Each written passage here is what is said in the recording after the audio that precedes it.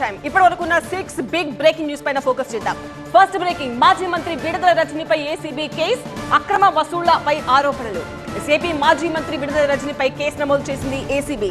ఎడ్లపాడులోని stone crusher యజమానిని బెదిరించి 2,20,00,000 అక్రమంగా వసూళ్లు చేశారని ఆమెపై అభియోగాలు నమోదు చేశారు ఏసీబీ అధికారులు.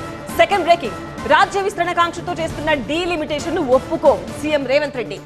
రాజ్య విస్తరణ కాంక్షతో బీజేపీ చేపట్టిన డీలిమిటేషన్ ఒప్పుకునేది లేదని సీఎం రేవంత్ రెడ్డి స్పష్టం చేశారు.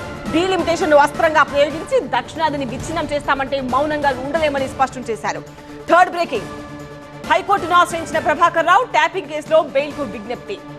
ఫోన్ ట్యాపింగ్ కేసు నిందితుడు ప్రభాకర్ రావు హైకోర్టును ఆశ్రయించారు. తాను అనారోగ్యంతో బాధపడుతున్నానన్న ప్రభాకర్ రావు చికిత్స కోసమే అమెరికా వెళ్ళినట్టుగా చెప్పారు. తాను ఎక్కడికి పారిపోలేదని, ఈ కేసులో బెయిల్ ఇవ్వాలని న్యాయస్థానాన్ని కోరారు. అమెరికాలో మళ్లీ కాల్పులు, 3 మృతి, 15 మందికి గాయాలు. మరోసారి ఉలిక్కి పడింది అగ్రరాజ్యం అమెరికా.